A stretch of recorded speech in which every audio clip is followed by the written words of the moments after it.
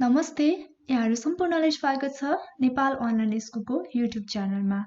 र हामी नेपाल राष्ट्र ब्याङ्क सहायक द्वितीयको दोस्रो चरणको लिखित परीक्षामा अकाउन्टिङ टपिक अन्तर्गत रहेर पढ्नुपर्ने विभिन्न च्याप्टरहरूको बारेमा अध्ययन गरिरहेका छौँ र हामीले चाहिँ यस अकाउन्टिङ टपिकमा जम्मा 18 वटा च्याप्टरहरूमा चाहिँ अध्ययन गर्नुपर्ने हुन्छ, जुन चाहिँ सेकेन्ड पेपर रिटन एक्जामको लागिरहेको छ।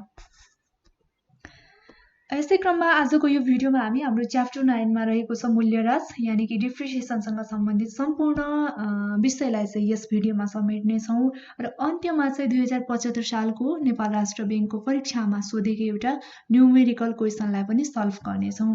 सो आउनुहोस् आजको विषयवस्तुतर्फ लागौँ ढिला नगरिकन।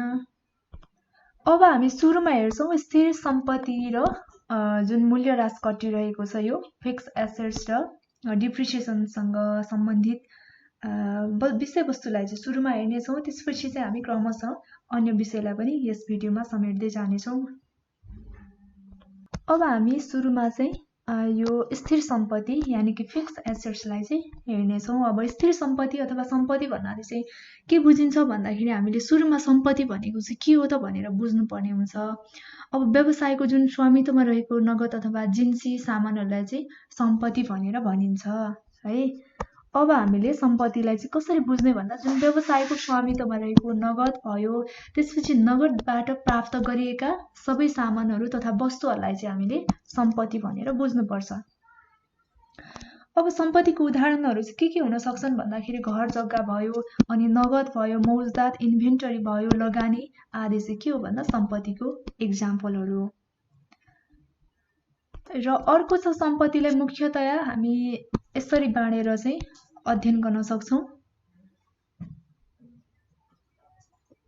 के रहेको छ भन्दाखेरि यहाँ एउटा चल सम्पत्ति भयो करेन्ट एसेट्स, अर्को भनेको चाहिँ स्थिर अथवा अचल सम्पत्ति भनेको फिक्स एसेट्स भयो, त्यसपछि लगानी इन्भेस्टमेन्ट भयो र अदृश्य सम्पत्ति जुन चाहिँ इन्टेन्जिबल एसेट्स र अर्को भनेको चाहिँ दृश्य सम्पत्ति हुन्छ टेन्जिबल एसेट्स।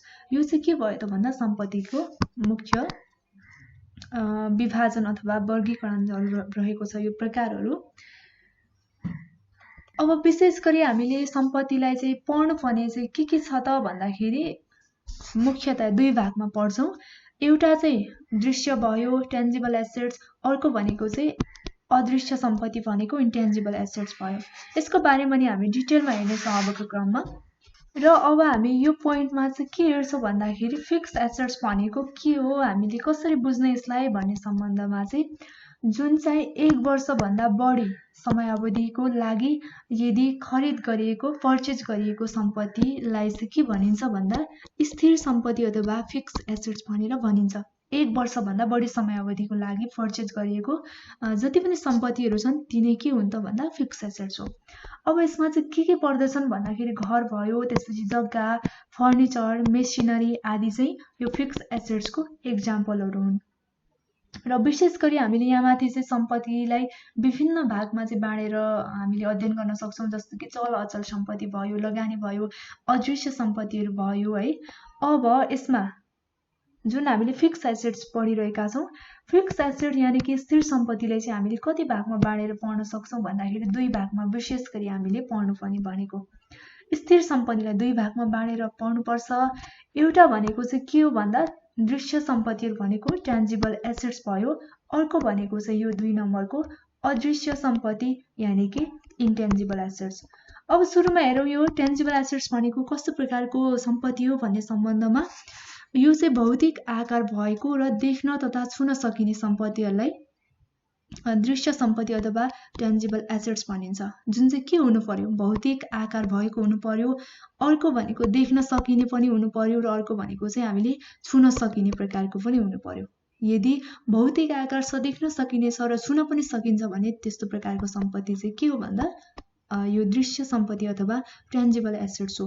अब यसमा चाहिँ के पढ्न सक्छन् भन्दाखेरि ल्यान्ड, बिल्डिङ, फर्निचर एन्ड फिक्सचर्सहरू भयो, घर जग्गा, फर्निचर, उपकरणहरू चाहिँ यो टेन्जिबल एसेट्स अन्तर्गत पर्दछ भने अब हामीले अर्को बुझ्नुपर्ने भनेको चाहिँ अदृश्य सम्पत्ति इन्टेन्जिबल एसेट्स। अब यो अदृश्य सम्पत्ति यानि कि इन्टेन्जिबल एसेट्समा चाहिँ हामीले यो टेन्जिबल एसेट्सको ठीक अपोजिट बुझ्नुपर्छ, जस्तो कि अब भौतिक आकार नभएको अघि टेन्जिबल एसेट्समा चाहिँ भौतिक आकार हुनु पर्थ्यो, तर अब इन्टेन्जिबल एसेट्समा चाहिँ भौतिक आकार नभएका है अनि देख्न तथा छुन नसकिने, जुन हाम्रो टेन्जिबल एसेट्समा चाहिँ भौतिक आकार पनि हुनु पर्थ्यो, देख्न सकिने छुन सकिने पनि हुनु पर्थ्यो भने त्यसको ठिक अपोजिट हामीले सम्झिँदा पुग्छ। यसलाई चाहिँ भौतिक आकार नभएको, अर्को देख्न नसकिने र छुन पनि नसकिने, तर अर्को के हुनु पर्यो भन्दाखेरि व्यवसायका लागि चाहिँ मूल्यवान भएका सम्पत्तिहरू छन्, जति ती सम्पत्तिलाई चाहिँ के भनिन्छ भन्दा अदृश्य सम्पत्ति यानि कि इन्टेन्जिबल एसेट्स भनिन्छ। अब यसमा चाहिँ के पर्न सक्छ त भन्दाखेरि जुन व्यवसायको ख्याति भनेको चाहिँ गुडविल भयो, अनि व्यापार चिन्ह भनेको ट्रेडमार्क भयो, अनि कपिराइट प्याटर्नहरू चाहिँ यो इन्टेन्जिबलको एसेट्सको चाहिँ यो एक्जाम्पलहरू हो। र हामीले यहाँ विशेष गरी फिक्स एसेट्सलाई दुई भागमा बाँडेर अध्ययन गर्यौं। एउटा भनेको हामीले टेन्जिबल एसेट्स भनेको दृश्य सम्पत्ति, अर्को भनेको चाहिँ अदृश्य सम्पत्ति भनेको इन्टेन्जिबल एसेट्स। र यसभित्रको हामीले एक्जाम्पलहरू कुन कुन कुराहरू चाहिँ यो फिक्स एसेट्सको टेन्जिबल एसेट्सभित्र र अर्को इन्टेन्जिबल एसेट्समा चाहिँ पर्छ भनेर पनि थाहा पाइसकेका छौँ। अब यो पछि चाहिँ हामी पढ्छौँ डिप्रिसिएसन। अब राजकट्टी अथवा डिप्रिसिएसन भनेको चाहिँ के हो भनेर सुरुमा बुझौँ। पहिलो पोइन्टमा स्थिर सम्पत्तिको नियमित प्रयोगबाट भनेको यदि फिक्स एसेट्सको चाहिँ हामीले रेगुलरली युज गरिरहेका छौँ भने जुन प्रयोगबाट मूल्यमा आउने क्रमिक कमीलाई नै के भनिन्छ वास्तवमा मूल्यह्रास अथवा डिप्रिसिएसन भनिन्छ। अथवा हामीले अर्को तरिकाबाट पनि बुझ्न सक्छौँ। कसरी भन्दा स्थिर सम्पत्तिको नियमित प्रयोग, समयको परिवर्तन, अनि यो मार्केट प्राइस भयो, जुन बजार मूल्यमा हुने गिरावट आदि विभिन्न कारणहरूले गर्दा स्थिर सम्पत्तिको मूल्यमा यदि परिवर्तन आउँछ, कमी आउँछ भने त्यसलाई नै के भनिन्छ भन्दा मूल्यह्रास अथवा डिप्रिसिएसन भनेर भनिन्छ। त्यसैले हामीले यो डिप्रिसिएसन भनेको चाहिँ कसरी बुझ्नु पर्यो भन्दाखेरि जुन फिक्स एसेट्सको हामीले नियमित रूपमा प्रयोग गरिरहेका छौँ, त्यसपछि भनेको जुन समयको परिवर्तन पनि भएको छ, अनि बजार मूल्यमा हुने गिरावटहरू विभिन्न कारणले हुन सक्छन् है। अब ती कारणले जुन बजारको मूल्यमा परिवर्तन आउँछ, समयको परिवर्तन हुन्छ भने अब के हुन्छ भन्दा फिक्स एसेट्सको प्राइसमा पनि कमी आउँछ।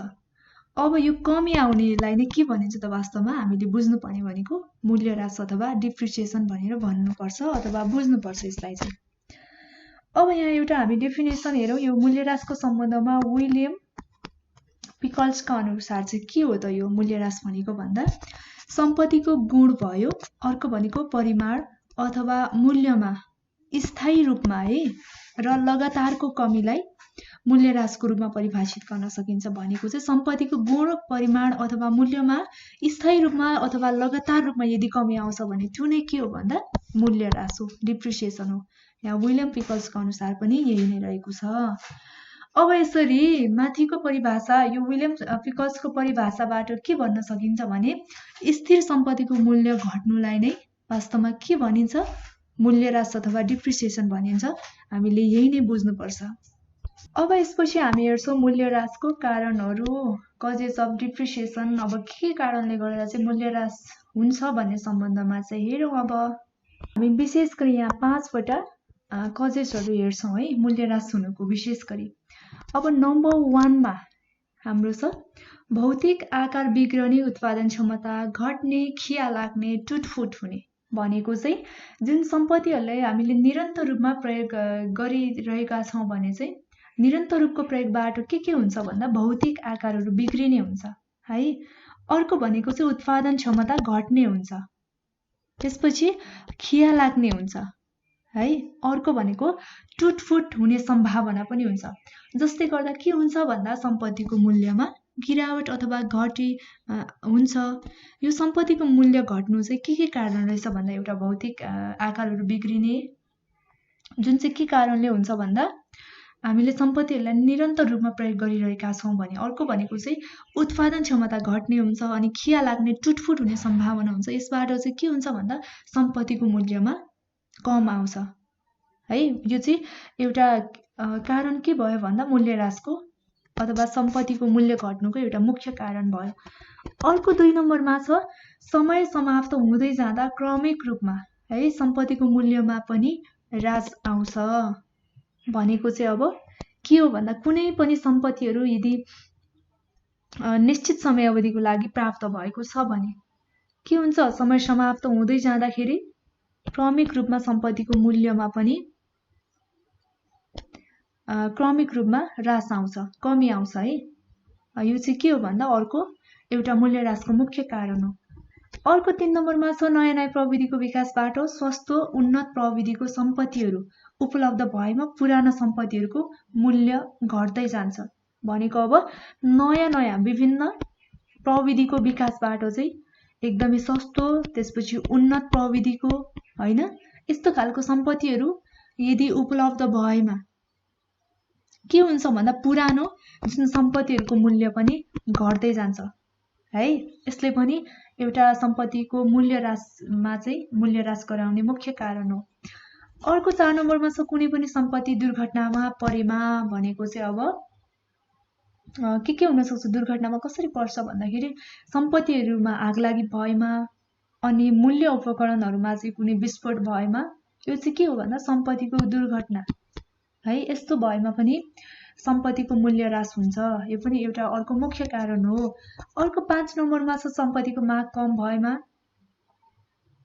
भनेको यदि अब सम्पत्तिहरूको डिमान्डहरू क्रमिक रूपमा कम हुँदै गएमा पनि मूल्य ह्रास हुन्छ। यो पनि एउटा मुख्य कारण हो। र अर्को सम्पत्तिको मूल्यहरूको स्रोतमा कमी आएमा पनि मूल्य घट्दै जान्छ। र यी सम्पूर्ण कुराहरू चाहिँ के भयो त भन्दा जुन मूल्य ह्रासको कारणहरू, डिप्रिसिएसनको कारणहरू, कजेसहरू है, हामीले यहाँ 5 वटा पढिसकेका छौँ। अब यसपछि चाहिँ हामी हेर्छौँ मूल्य ह्रासको रकममा प्रभाव पार्ने तत्त्वहरू के रहेको छ त भन्ने सम्बन्धमा। हामी विशेष गरी यहाँ 4 वटा तत्त्वहरूलाई चाहिँ हेर्छौँ। कुन कुन कारणले गर्दा चाहिँ मूल्य ह्रासको जुन डिप्रिसिएसनको चाहिँ अमाउन्टमा चाहिँ प्रभाव पार्ने गर्दछ त भन्ने सम्बन्धमा। अब एमा हेरौँ। सुरुमा सम्पत्तिको लागत, कस्ट अफ एसेट्स रहेको छ। अब सम्पत्तिको लागतले कसरी मूल्य ह्रासको रकममा चाहिँ प्रभाव पार्छ भन्दाखेरि यदि कुनै एउटा सामानको मूल्य कति छ, रु 100 रुपियाँ छ अरे है। अब 100 रुपियाँको चाहिँ हामीले 10% गर्यौं, कति हुन्छ भन्दा 10 भयो है। अब फेरि त्यही सामानको अथवा कुनै पनि अर्को सामानको भनेको चाहिँ कति छ मूल्य भन्दा 1000 छ अरे। अब 1000 को पनि कति भयो, 10% नै गरौँ है, कति भयो, 100 भयो। अब भनेको चाहिँ जुन सम्पत्तिको कस्टले कसरी प्रभाव पार्यो त मूल्य ह्रासको रकममा भन्दाखेरि त्यही पर्सेन्ट त 10 नै हो नि हैन। अमाउन्ट भनेको चाहिँ 100 र 1000 भयो। अब यसको चाहिँ के हो त, पर्सेन्ट त 10 नै हो, 10% नै हो, 10% नै हो।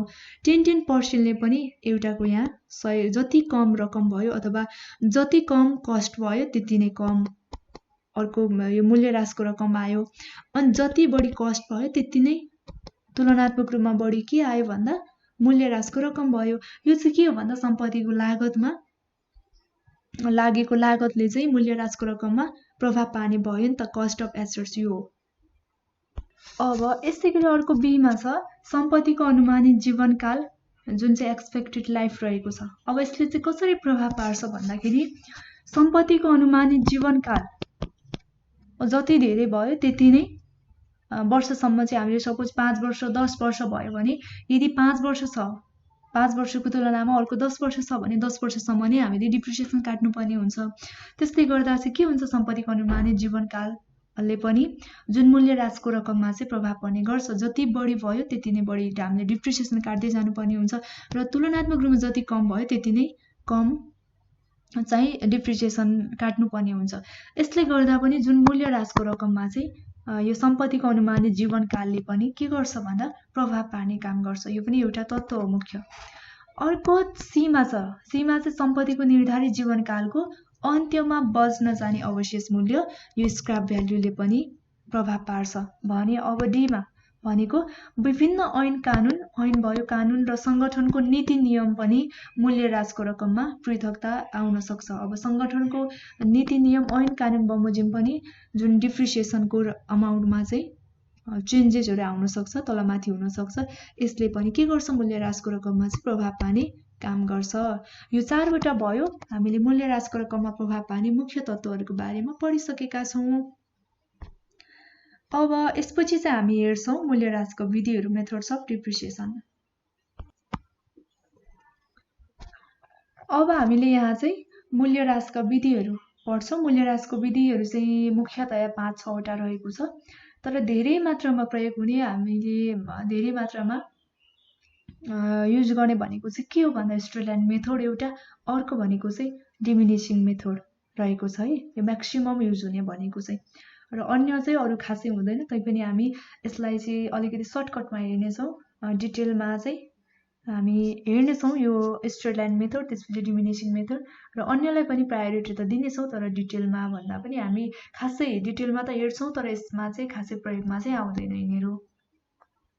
अब सुरुमा हामी पहिलो नम्बरमा हेर्छौँ। पहिलो नम्बरमा के छ भने सीधा रेखा विधि भनेको चाहिँ हामीलाई थाहा छ, स्ट्रेट लाइन मेथड।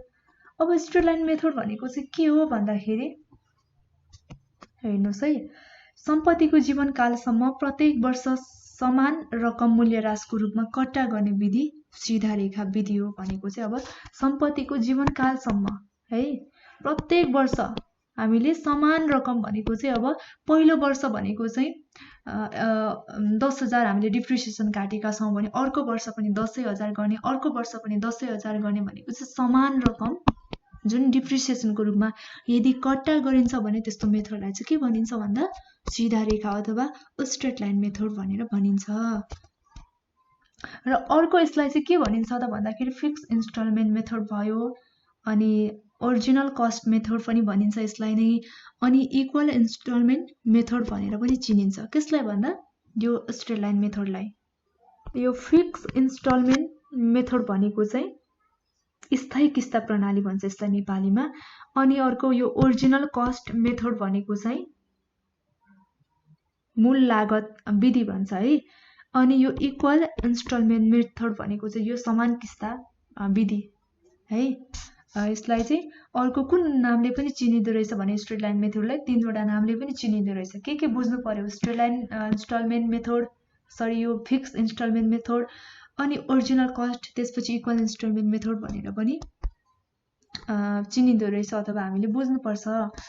अब यसलाई चाहिँ कसरी डिटर्मिनेसन गर्ने त डिप्रिसिएसनको भन्दाखेरि यस अन्तर्गत अब एबीसीडीमा हेर्छौँ है, यो छुट्टा छुट्टै फर्मुला रहेको छ। अब एमा एनुअल डिप्रिसिएसन रहेको छ।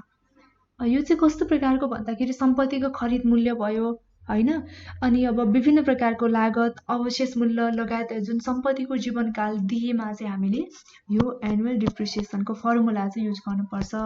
यसको फर्मुला के छ भन्दा original cost minus scrap value upon expected life रहेको छ। अनि अब रेट दिएमा है, जुन चाहिँ मूल्यह्रासको दर दिएमा हामीले यो बी को युज गर्नुपर्छ। Annual depreciation equals to original cost minus scrap value into rate upon 100। र अर्को सीमा छ। सीमा चाहिँ के छ भने यदि ह्रासको दर निर्धारण गर्नुपर्दा हामीले रेट अफ डिप्रिसिएसन है, annual depreciation upon original cost equals to यो होल ब्र्याकेट भयो 1 upon estimate life of cost in year है, ब्र्याकेट क्लोज। हामीले यो चाहिँ रेट डिटरमाइन गर्नुपर्दा चाहिँ यो फर्मुला युज गर्नुपर्छ। यो भयो स्ट्रेट लाइन मेथडको बारेमा जानकारी। अब यसपछि चाहिँ अर्को मेथड हेर्छौं, घट्दो ह्रास प्रणाली अथवा diminishing or reducing balance method रहेको छ। अब यो घट्दो ह्रास प्रणाली अथवा डिमिनिसिङ अर रिड्युसिङ मेथडमा चाहिँ हामीले कसरी बुझ्ने भन्दाखेरि यस विधि अनुसार भनेको चाहिँ यो डिमिनिसिङ मेथड अनुसार मूल्यह्रास रकम है, मूल्यह्रास रकम निर्धारण गर्दा सुरुको वर्षको लागि सम्पत्तिको सुरुको मूल्य र त्यसपछिको वर्षका लागि चाहिँ किताबी मूल्य भनेको यो बुक भ्यालुलाई आधार मान्ने गरिन्छ। अर्थात् घट्दो मूल्यमा आधारित रहेर यस विधि अन्तर्गत चाहिँ मूल्यह्रास कट्टा गर्ने गरिन्छ। भनेको चाहिँ सुरुको सम्पत्तिको मूल्यमा हामीले सुरुको वर्ष चाहिँ सुरुको सम्पत्तिको मूल्यको नै डिप्रिसिएसन निकाल्छौं। त्यसपछिको वर्षहरुमा चाहिँ हामीले के गर्छौं भन्दा बुक भ्यालुलाई आधार मानेर चाहिँ डिप्रिसिएसन निकाल्ने गर्छौं, डिप्रिसिएसन चाहिँ घटाउने गर्छौं। र यो चाहिँ डिमिनिसिङ मेथडको चाहिँ हामी एउटा भरे न्यूमेरिकल क्वेसनमा पनि हेर्नेछौँ है, अझ स्पष्ट हुन्छ यहाँबाट। र विशेष गरी चाहिँ यो प्रचलनमा रहेको भनेको चाहिँ स्ट्रेट लाइन मेथड अनि यो डिमिनिसिङ मेथड चाहिँ बढी मात्रामा प्रयोग हुन्छ। र अब यसमा चाहिँ सम्पत्ति खरिद, यदि सम्पत्ति पर्चेज गरिसकेपछि प्रत्येक वर्ष मूल्यह्रास कति गरिन्छ। यसमा चाहिँ जुन सम्पत्तिहरूलाई पर्चेज गरिसकेपछि प्रत्येक वर्ष है डिप्रिसिएसन कट्टा गरिन्छ। अब अर्को भनेको चाहिँ कुनै दरमा मूल्यह्रास रकम निर्धारण गर्दा पनि हरेक वर्षको मूल्यह्रासको रकम फरक फरक हुने गर्छ। यस विधिले चाहिँ सम्पत्तिको मूल्य त्यसपछि जीवनको अन्त्यसम्ममा पनि है सम्पत्तिको मूल्य चाहिँ जीवनको अन्त्यमा पनि जुन सम्पत्तिको जीवनकालको अन्त्यमा पनि शून्य हुँदैन भन्ने मान्यता पनि राख्दछ, किनकि हामीले बुक भ्यालुलाई आधार मान्दै डिप्रिसिएसन निकाल्नुपर्ने भएकोले यो कहिले पनि शून्य हुँदैन भन्ने मान्यतामा आधारित छ। अब यसरी जुन सम्पत्तिको घट्दो मूल्यमा चाहिँ एक निश्चित दरले ह्रास कट्टा गर्नु नै के हो भन्दाखेरि घट्दो शेष प्रणाली अथवा डिमिनिसिङ रिड्युसिङ ब्यालेन्स मेथड हो। र यसलाई चाहिँ यो विधिलाई चाहिँ हामीले अर्को कुन कुन नामले पनि चिन्न सक्छौँ त भन्दाखेरि रिमेनिङ ब्यालेन्स मेथड भयो एउटा, अर्को भनेको रिटर्न डाउन मेथड अथवा डिमिनिसिङ ब्यालेन्स मेथड भनेर पनि भनिन्छ। केलाई भन्दा यो घट्दो ह्रास प्रणालीलाई।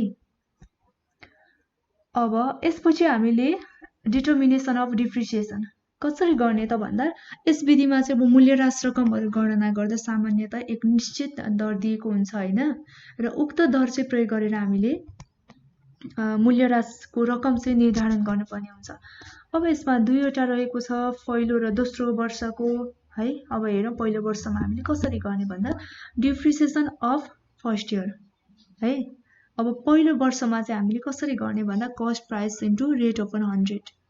त्यसपछि दोस्रो वर्षमा पनि हामीले यो चाहिँ फर्स्ट पहिलो वर्षको भयो हैन।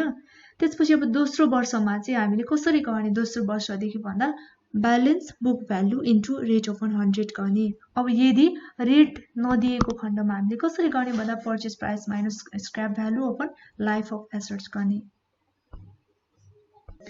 अब अर्को 3 नम्बरमा रहेको छ पुनर्मूल्याङ्कन विधि भनेको चाहिँ रिभ्यालुएसन मेथड रहेको छ। अब यो मेथड चाहिँ कस्तो प्रकारको हो भन्दाखेरि अथवा यस विधिलाई चाहिँ हामीले कसरी गर्ने भन्दा जुन सम्पत्तिको ह्रास निकाल्दाखेरि सम्पत्ति हरेक वर्ष मूल्याङ्कन गरिन्छ, र यदि वर्षको सुरु मूल्याङ्कन भन्दा चाहिँ अन्तिम मूल्य बढीमा चाहिँ सम्पत्तिमा ह्रास घट्टा गरिँदैन, तर सम्पत्तिमा यदि मूल्य घटेमा चाहिँ घटेको मूल्यलाई नै ह्रास मानेर सम्पत्ति खातामा चाहिँ देखाइन्छ है। र यदि सम्पत्ति हामीले पर्चेज गरेका छौँ भने चाहिँ जुन सम्पत्तिलाई नै खाताको डेबिट साइडमा देखाइन्छ, र सम्पत्तिको अन्तिम मूल्यमा घटाएपछि नपुग कति रकमले पुग्दैन त त्यो नपुग रकमलाई के हो त मूल्यह्रास हुन्छ।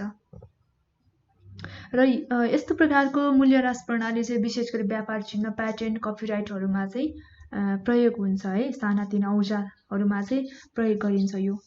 र यसलाई चाहिँ हामीले कसरी निकाल्ने यसको चाहिँ फर्मुला भन्दाखेरि depreciation equals to opening value of assets plus purchase during the year minus closing value of year गर्ने है। यो चाहिँ रिभ्यालुएसन मेथड भयो।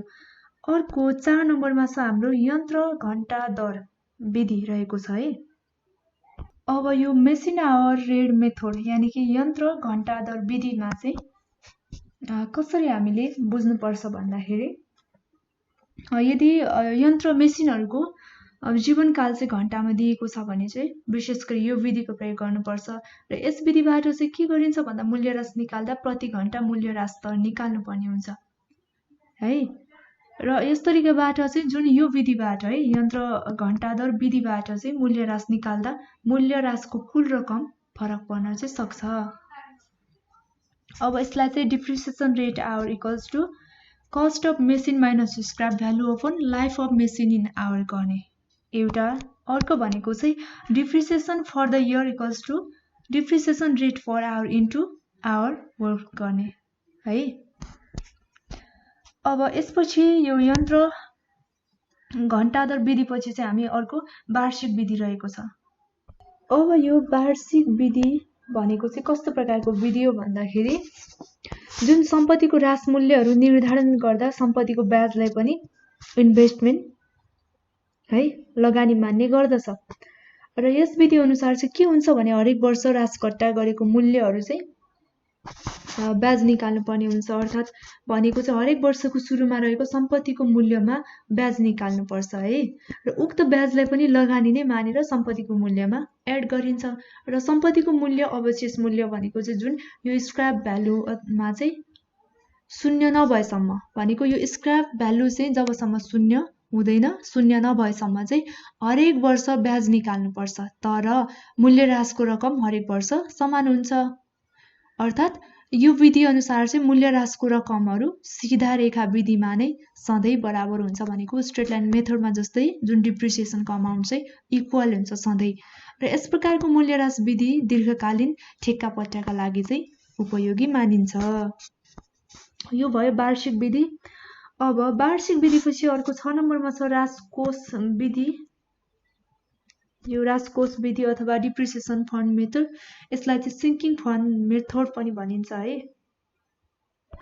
अब यो राजकोष विधि भनेको जुन डिप्रिसिएसन सिङ्किङ फन्ड मेथड अनुसार चाहिँ के हुन्छ भन्दा राजको रकमलाई अन्य कम्पनी अथवा संस्थाको ऋण पत्र वा सेयरमा चाहिँ लगानी गरिन्छ। र सो लगानीबाट प्राप्त हुने ब्याज अथवा लाभांशलाई पनि जुन मूल्यह्राससँगको लगानी गरिन्छ। तर अब यस प्रकारको लगानी सम्पत्तिको अन्तिम वर्षमा चाहिँ गरिँदैन। र सो अवधिमा लगानी कोषमा रहेका ऋण पत्र अनि सेयरहरू बिक्री गरी नयाँ खरिद गर्नका लागि चाहिँ नयाँ पर्चेज गर्नका लागि चाहिँ रकम जम्मा गरिन्छ। र यो विधिबाट चाहिँ मूल्यह्रास निकाल्दा जुन सम्पत्तिको लागत अवशेष मूल्य भनेको चाहिँ स्क्रैप भ्यालु घटाएर आएको रकमलाई चाहिँ सिङ्किङ फन्ड टेबलमा देखाइएको वर्ष र ब्याज दर मिलान हुने अङ्कले गुणान गरेर चाहिँ निकालिन्छ। अब हरेक वर्षको मूल्याङ्क जुन मूल्यह्रासको रकमहरू समान हुने गर्छ है। अनि सम्पत्तिबाट हरेक वर्ष राजकट्टा गरिँदैन। र सम्पत्तिको लागत मूल्य नै के हो भन्दा वास्तातमा देखाइन्छ। र यस विधि अनुसार चाहिँ मूल्यह्रास सम्बन्धी व्यवस्था गर्दा विशेष गरी यो एउटा भनेको राजकोष लगानी खाता र अर्को भनेको चाहिँ राजकोष खातामा राख्नुपर्छ। अब यसको चाहिँ फर्मुला के छ भन्दा depreciation equals to total cost of assets minus scrap value छुटेछ scrap value into tabulated value of sinking fund table at given interest rate है। अब अर्को 7 नम्बरमा छ। अब यो बीमा नीति विधि भनेको इन्सुरेन्स पोलिसी मेथड रहेको छ।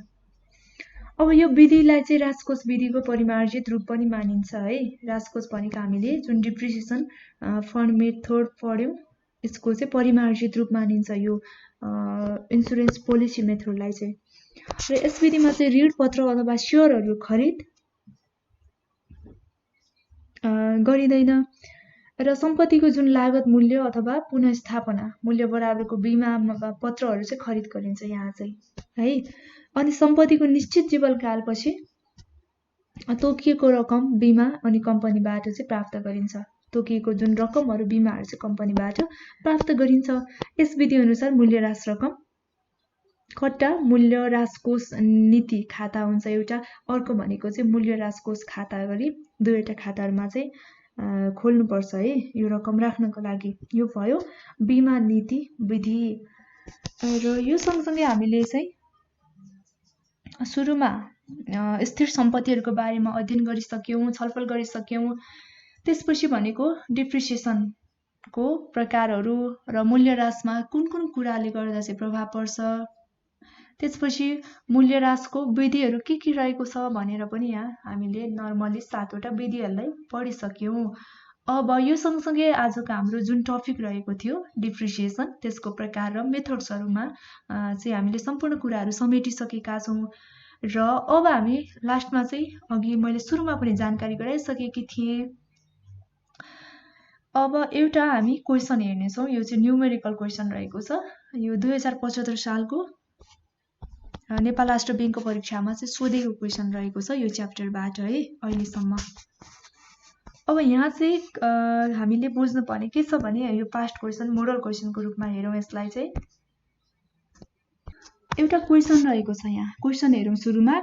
नेपाल राष्ट्र ब्याङ्कले मिति 2070 4 महिना 1 गतेमा रु 25 लाख को एउटा मेसिनरी खरिद गर्यो है, मेसिन पर्चेज गर्यो। अब बैंकले प्रति वर्ष कति पर्सेन्टको 10% का दरले घट्दो मौजदात बिक्री अनुसार भनेको डिमिनिसिङ मेथड अनुसार राजकट्टी गर्ने नीति लिएको छ है। डिमिनिसिङ मेथड अनुसार चाहिँ डिप्रिसिएसन काट्ने नीति लिएको छ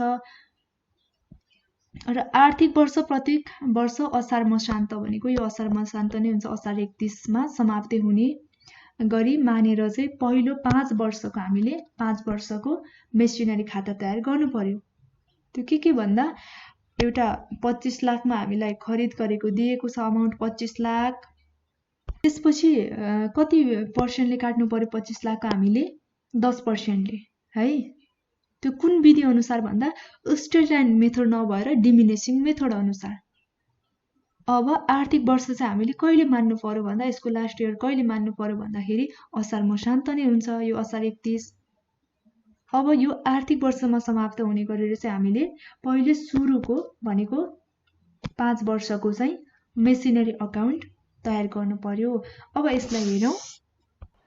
अब यहाँ चाहिँ मैले एउटा फर्मेट बनाएकी छु है, जुन चाहिँ मेसिनरी अकाउन्ट हामीले यहाँ बनाउनु पर्ने भएको छ कुन मेथडमा भन्दाखेरि डिमिनिसिङ मेथडमा है। अब यहाँ डियर सिआर साइड छ, त्यसपछि यहाँ हामीले चाहिँ डेट पार्टिकुलर एलएफ अमाउन्ट, त्यसपछि डेट पार्टिकुलर एलएफ अमाउन्ट भनेर चाहिँ गर्नुपर्छ। अब हामीले 5 वर्षको चाहिँ मेसिनरी अकाउन्ट तयार गर्नु भनेको छ प्रश्नले है। अब हामीले यहाँ जुन मिति कहिले दिएको छ भन्दाखेरि 2070 साल 4 महिना 1 गते दिएको छ सुरुको मिति है। हामीले यही मिति लेख्नु पर्ने हुन्छ 2070 4 महिना 1 गते है सुरुको मिति। अब हामीले यहाँ टु बैंक अकाउन्ट भनेर लेख्नुपर्छ। हामीलाई टु बैंक अकाउन्टमा कति दिएको छ प्रश्नमा 25 लाख 25 लाख रहेको छ, यसलाई नै लेख्नुपर्छ।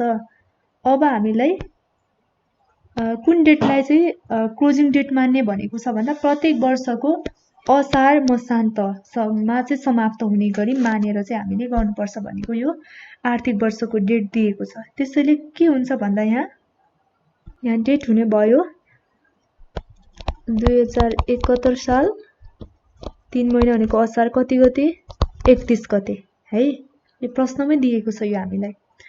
अब हामीले यहाँ के लेख्नु पर्यो बाई डिप्रिसिएसन अकाउन्ट है। हामीलाई डिप्रिसिएसन कति पर्सेन्ट काट्नु भनेको छ प्रश्नमै दिएको छ, यो पनि प्रत्येक वर्ष 10% को दरले चाहिँ काट्नु भनेको छ। अब हामीले सुरुमा 25 लाखको 10% को डिप्रिसिएसन निकाल्नु पर्यो। 25 लाखको 10% कति हुन्छ हामी यहाँ वर्किङ नोटमा हेर्छौँ है। हाम्रो सुरुको अमाउन्ट भनेको 25 लाख छ। अब यो 25 लाखको 10% कति हुन्छ त हामी वर्किङ नोटमा गर्छौँ। यो चाहिँ 25 लाखको 10% कति हुन्छ भने 2,50,000 हुन्छ है। यो 2,50,000 हामीले योबाट लेस गर्नुपर्छ। यो कहिलेको भयो यो फर्स्ट इयरको भयो। यसरी बुझ्दाखेरि सजिलो हुन्छ। फर्स्ट इयरको कति भयो 2,50,000। अब 25 लाखमा 2,50,000 घट्दा कति हुन्छ 22,50,000 हैन। अब यो भएपछि हाम्रो सुरुमा चाहिँ के लेख्नु पर्यो 2,50,000 25 लाखको 10% को डिप्रिसिएसन हामीले 2,50,000 लेख्नु पर्यो यहाँ।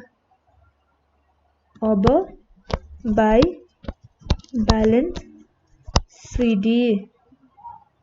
अब हाम्रो यहाँ 25 लाखमा है 2,50,000 घटाउँदा कति आएको छ 22,50,000 भनेको यो बाई ब्यालेन्स सिडीमा चाहिँ कति हुन्छ 22,50,000 हुन्छ। अब यो 22,50,000 र 2,50,000 जोड्दाखेरि 25 लाख नै हुन्छ है। अब यहाँ पनि टोटल कति भयो 25 लाख भयो। यसलाई क्लोज गर्दिम अनि यता डेबिट साइडमा पनि कति भयो 25 लाख नै भयो। यो पनि क्लोज है।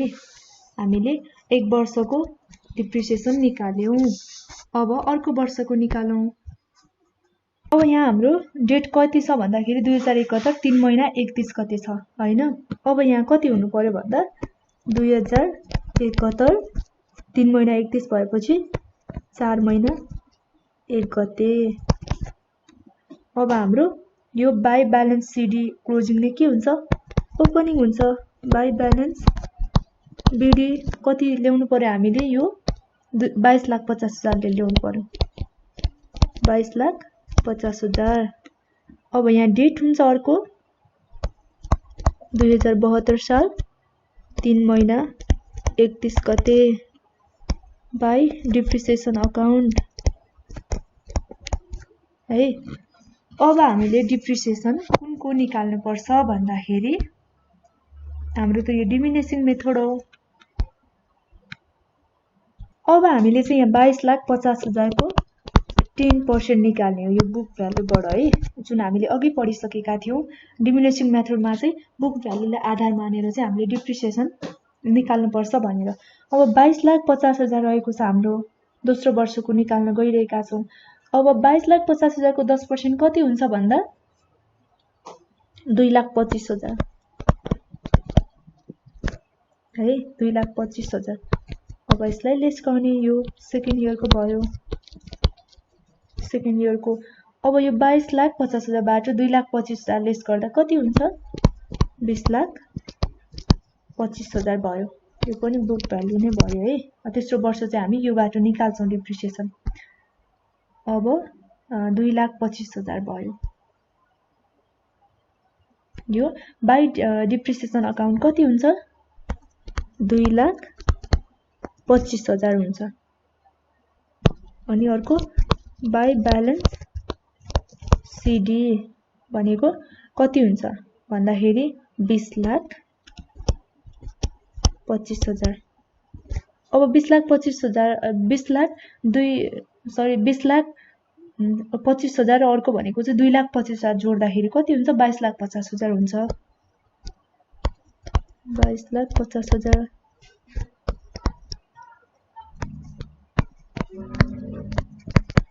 22,50,000 भयो।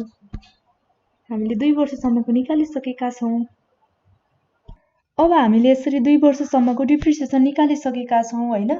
अब यता हामीले चाहिँ अर्को डेटमा चाहिँ यहाँ मैले चाहिँ फर्मेट बनाइन, यो चाहिँ तपाईहरुले गर्न सक्नुहुन्छ है। मैले 2 वर्षको चाहिँ गरे।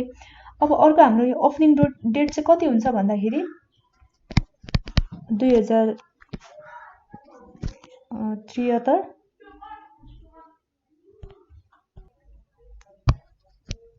सरी यहाँ 72 4 महिना 1 गते हुन्छ है। टु ब्यालेन्स बिडी भनेर हामीले यो जुन क्लोजिङ ब्यालेन्स हाम्रो भनेको 20,25,000 छ त्यसलाई नै यहाँ लेख्ने 20,25,000।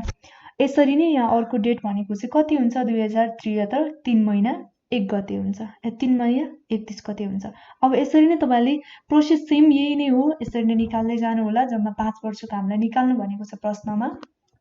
अब हाम्रो जुन छ यो 22,25,000 है, 20,25,000 रहेको छ यो ओपनिङ ब्यालेन्स। हामीले सेकेन्ड इयर सम्म निकालिसकेका छौं। अब हामीले यो 20,25,000 को फेरि 10% गर्नु पर्यो थर्ड इयरको निकाल्दाखेरि। 20,25,000 को 10% कति हुन्छ भन्दाखेरि 2,02,500 है, यो थर्ड इयर। अब यसलाई पनि लेस गर्दियौं, कति हुन्छ भन्दाखेरि 18,22,500 आउँछ है। तपाईले सेम प्रोसेस हो, त्यसरी नै कन्टिन्यू तपाईले 5 वर्षसम्म गर्दै जानु होला। डिप्रिसिएसन चाहिँ यति हुन्छ हैन। त्यसपछि भनेको अब फेरि 18,22,500 को पनि हामीले 10% गर्नु पर्यो चौथो वर्षको लागि है। त्यसपछि यो 18,22,500 ले 10% गर्दा कति डिप्रिसिएसन आउँछ त्योमा 18,22,500 मा चाहिँ जुन डिप्रिसिएसनलाई लेस गर्नु पर्यो। अनि बुक भ्यालु जति हुन्छ त्यसको पनि 10% गर्दै जाने 5 वर्षसम्म हामीले कन्टिन्यू। र 5 वर्षसम्म हामीले डिप्रिसिएसन घटाउँदै जाँदाखेरि बुक भ्यालु कति रहन्छ भन्दाखेरि अन्त्यमा 5 वर्षसम्म हामीले कन्टिन्यू जाँदै गर्दाखेरि 14,76,225 यति आउँछ है लास्टमा। गर्दै जाँदाखेरि हामीले कति सालसम्म चाहिँ गर्नुपर्छ भन्दा 2076 साल 4 महिना 1 गतेसम्म गर्नुपर्छ हाम्रो टु ब्यालेन्स बिडीसम्म है। त्यति गर्दै जाँदा कति आउँछ भन्दा 14,76,225 चाहिँ हाम्रो आन्सर आउँछ यो क्वेसनको। र बाँकी तपाईँले गर्नुहोला, मैले चाहिँ यहाँ दुईवटा स्टेप मात्रै गरेर देखाएँ। सेम प्रोसेस रहेको छ। डिप्रिसिएसन निकाल्नुहोस्, त्यसरी नै जुन बुक भ्यालु रहन्छ त्यसबाट चाहिँ डिप्रिसिएसनलाई निकाल्दै जानुहोला र त्यसपछि गर्दै जानुहोला। यति चाहिँ आन्सर आउँछ। लास्टमा हाम्रो बाँकी यति रहन्छ। र आजको भिडियो चाहिँ अब यति नै। अर्को भिडियोमा चाहिँ हामी इन्भेन्टरी म्यानेजमेन्ट यानि कि मौजदात व्यवस्थापनसँग रिलेटेड सम्पूर्ण विषयलाई समेटेर भिडियो लिएर आउनेछु म। र तपाईँले चाहिँ कमेन्ट गर्नुहोला केही नबुझ्नु भएको छ भने। र आजको भिडियो यति नै। तपाईँ सम्पूर्णलाई चाहिँ धेरै धेरै धन्यवाद। अर्को भिडियोमा फेरि पनि भेट हुने नै छ। हवस् त, नमस्ते।